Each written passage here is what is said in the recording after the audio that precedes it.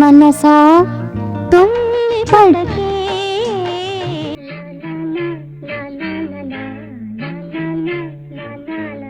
Vennello Godari. Hi friends, welcome to UVC messy.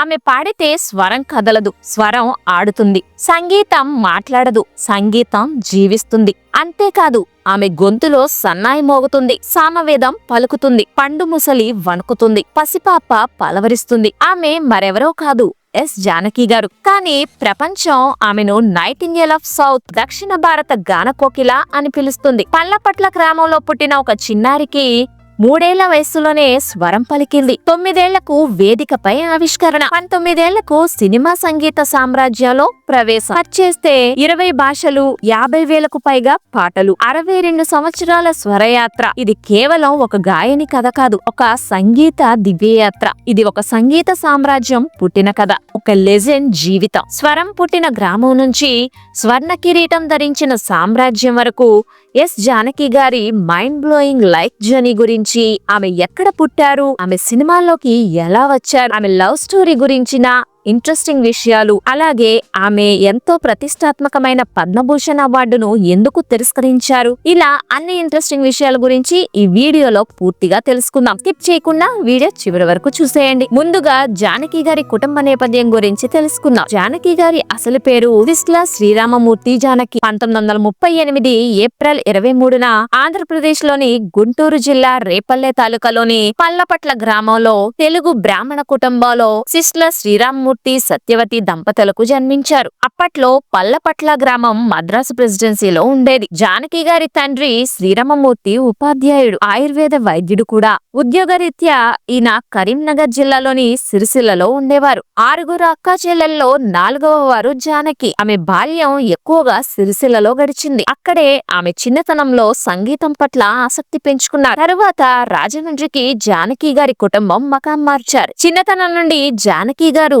సంగీతం పట్ల ఎంతో మక్కువ చూపేవారు. చిన్నప్పుడు ఆమె ఏ నాటకం చూసినా అందులోని పాటలు, పద్యాలు ఏమాత్రం తప్పు లేకుండా అనుకరించి ఇంటి దగ్గర పాడుతూ ఉండేవారు. బాల్యం నుండే లతా మంగేష్కర్, పి సుశీల, జిక్కి, పి లీలా పాడిన పాటలు రేడియోల్లో విని అనుకరిస్తూ ఉండేవారు. ఆమెకు ఒక అద్భుతమైన గాత్రం స్వతహాగానే లభించిందని, ఇది ఆ దేవుడిచ్చిన వరం తప్పితే నా గొప్పతనం కాదని ఆమె పలు సందర్భాల్లో చెబుతూ వచ్చారు. అందరూ తన గాత్రాన్ని మెచ్చుకుంటూ ఉండడంతో తన 3వ ఏట నుండే అనేక కార్యక్రమాల్లో పాల్గొనడం మొదలుపెట్టారు జానకి గారు. చదువుకోమని బడికి పంపించినప్పటికీ చదువు మీద కంటే కూడా పాటల మీదే ధ్యాస ఎక్కువగా ఉండేది ఆమెకు. అందువల్ల పెద్దగా చదువు అవ్వలేదు. దాంతో ఆమెకు సంగీతం నేర్చుకోవటానికి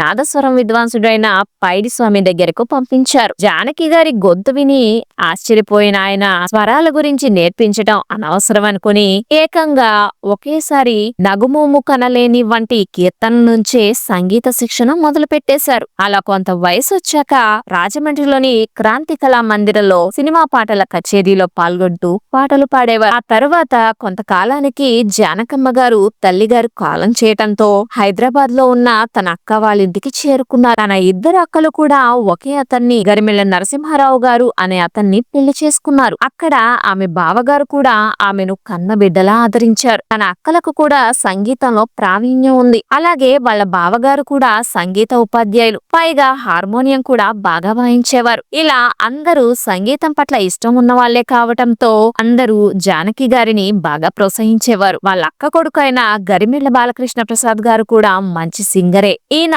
తిరుమల తిరుపతి దేవస్థానంలో 1978 నుంచి 2000 వరకు ఆస్థాన గాయకుడిగా ఉన్నారు. 600కు పైగా అన్నమాచార్య కీర్తనలను స్వరకల్పన చేశారు. ఇక జానకి గారి సినీ రంగ ప్రవేశం, ప్రేమ, పెళ్లి వంటి విషయాలు ఇప్పుడు తెలుసుకుందాం. చంద్రశేఖర్ అనే ఓ పాపులర్ స్టేజ్ పెర్ఫార్మర్ స్టేజ్ మీద తన ప్రోగ్రామ్స్ లో గాంధీ, నెహ్రూ ఇలా రకరకాల వేషాలు వేసి అలరిస్తూ ఉండేవారు. ఈయన ఫన్ డాక్టర్ చంద్రశేఖర్ గా చాలా ఫేమస్. ఆ రోజుల్లో స్టేజ్ మీద 2-3 నిమిషాల వ్యవధిలోనే వేషం మార్చుకొని వచ్చి ప్రోగ్రామ్ కంటిన్యూ చేసేవారు. ఆ మధ్యలో ఉన్న గ్యాప్ ఎవరితోనైనా పాట పాడిస్తే ఆడియన్స్ కి బోర్ కొట్టకుండా ఉంటుందని సింగర్స్ కోసం వెతికి జానకి గారి గురించి తెలుసుకున్నారు. ఆ తరువాత జానకి బావగారిని అడిగి జానకి గారితో ఆయన వేషం మార్చుకునే మధ్యలో పాటలు పాడించేవారు. జానకి గారి పాటలకు మంచి స్పందన రావడంతో డాక్టర్ చంద్రశేఖర్ గారు కూడా ఆమెను బాగా ఆదరించారు. కానీ చివరకు ఆయన కొడుకు రామ్ ప్రసాద్ గారిని ప్రేమించి పెళ్లి చేసుకున్నారు జానకి.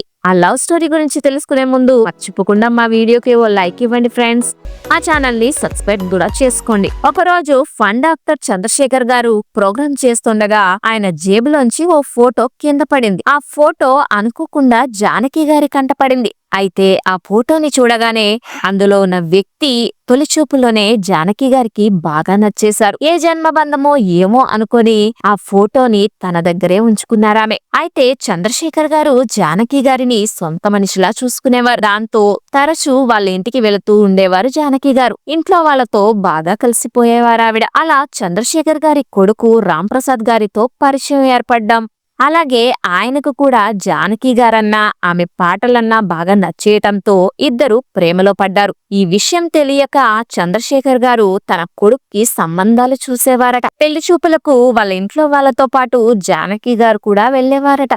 కానీ రకరకాల కారణాలతో అవి కుదిరేవి కావని, ఆయనకు నాతో రాసిపెట్టి ఉంటే వేరే సంబంధాలు ఎలా సెట్ అవుతాయని చమత్కారంగా ఓ సందర్భంలో నవ్వుతూ చెప్పుకొచ్చారు జానకి గారు. చివరకు వీళ్ళ ప్రేమ విషయం ఇంట్లో తెలిసి జానకి గారంటే అందరికీ మంచి అభిప్రాయం ఉండడంతో ఇద్దరికి పెళ్లి చేశారు చంద్రశేఖర్ గారు. అలా పెళ్ళయి నెల్లూరులో అత్తవారింట్లో అడుగు పెట్టారు జానకి గారు. జానకి గారి హస్బెండ్ రామ్ ప్రసాద్ గారు ఆమెను బాగా ప్రోత్సహించేవారు. సినిమాల్లో పాడమని కూడా ఆయనే సూచించారు. అలా తన భర్త మామగారు కూడా ఆమెకు అండగా నిలవటంతో సినిమా ప్రయత్నాలు మొదలుపెట్టారు. ఏవిఎం స్టూడియోలో ఆడిషన్స్ కంప్లీట్ చేసి సింగర్ గా సెలెక్ట్ అయ్యారు. అలా 1957లో 19 ఏళ్ల వయస్సులో తమిళ చిత్రం విదియన్ విలయాట్టులో మొదటిసారిగా ఓ విషాద గీతం పాడారావిడ. కానీ ఆ సినిమా రిలీజ్ కాలేదు. అదే సంవత్సరం తెలుగు చిత్రం ఎమ్మెల్యేలో పెండ్యాల గారు స్వరపరిచిన నీ ఆశ అడియాస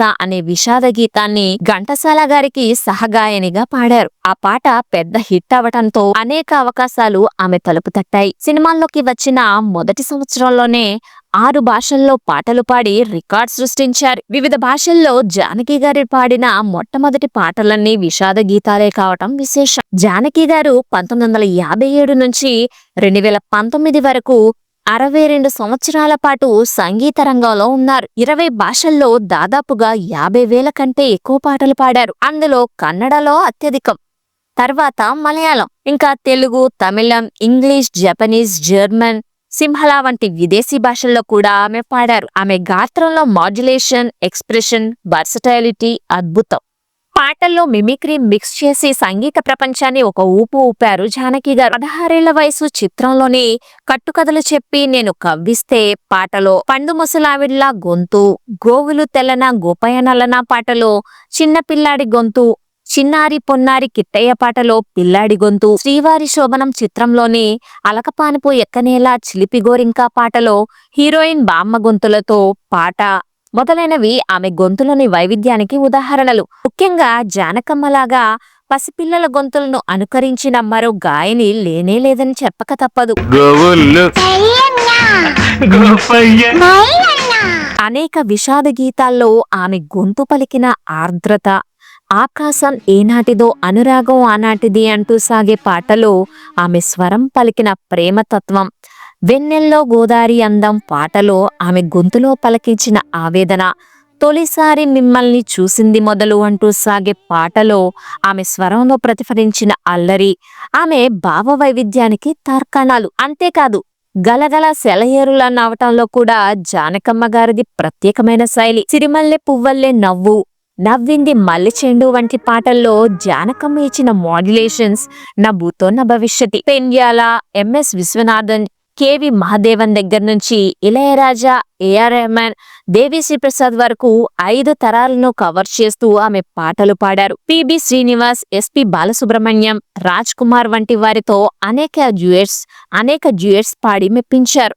మరో విషయం ఏంటంటే దక్షిణ భారతదేశంలో ఆంగ్ల పాటను తొలిసారిగా పాడిన ఘనత కూడా జానకమ్మదే.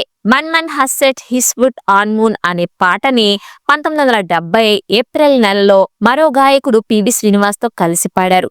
ఉషా కిరణ్ మూవీస్ వారి మౌన పోరాటం చిత్రానికి సంగీత దర్శకత్వం వహించి భానుమతి, పి లీలా గారి తర్వాత 3వ మహిళా సంగీత దర్శకురాలిగా పేరు గడించారు జానకి గారు. జానకి గారు 4 నేషనల్ ఫిల్మ్ అవార్డులను గెలుచుకున్నారు. 33 స్టేట్ అవార్డులను గెలుచుకున్నారు. వీటిలో కేరళ స్టేట్ నుంచి 11, అలాగే 10 నంది అవార్డులు, తమిళనాడు నుంచి 7, అలాగే 1986లో కలైమామిని award, 1997లో Filmfare life time achievement award, Mysore university నుంచి డాక్టరేట్, కర్ణాటక ప్రభుత్వం నుంచి సినిమా అచీవర్ అవార్డు అందుకున్నారు. 2013లో పద్మభూషణ్ ను తిరస్కరించారు. దానికి కారణం దక్షిణ భారత కళాకారులను చిన్నచూపు చూస్తున్నారని, జానకమ్మకి చాలా ఆలస్యంగా పద్మభూషణ్ ప్రకటించారని, ఆ కారణంగా ఆమె దానిని తిరస్కరించారు. నిజానికి ఇప్పటికీ తనకు భారతరత్న ఇవ్వాలని ఆమె తన అభిప్రాయాన్ని చెప్పుకొచ్చారు. నిజానికి జానకమ్మ గారు చెప్పింది కూడా నిజమే అనిపిస్తుంది. కేంద్రం ఇచ్చే పద్మ అవార్డులపైన మీ అభిప్రాయాన్ని కామెంట్స్ లో తెలియజేయండి. జానకమ్మ గారు వి రాంప్రసాద్ గారిని వివాహం చేసుకున్నారని చెప్పుకున్నాం కదా. ఆయన ఆమె కెరీర్ ను బాగా సపోర్ట్ చేశారు. రికార్డింగ్లకు తోడుగా ఉండేవారు. వారి ప్రేమ కథ ఆసక్తికరం. మా వారు కాలం చేసే వరకు నన్ను తన కన్న బిడ్డలా చూసుకునేవారు. నేను ఈ స్థాయికి రావటానికి కారణం ఆయనే.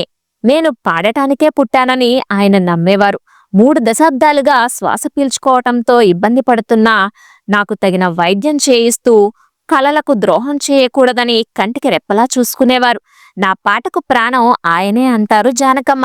ఆయన 1997లో గుండెపోటుతో మరణించారు. ఆమెకు ఒక కుమారుడు మురళీకృష్ణ. ఆయన కూడా గాయకుడే, నటుడు కూడా. Audio business చేసుకుంటున్నారాయన.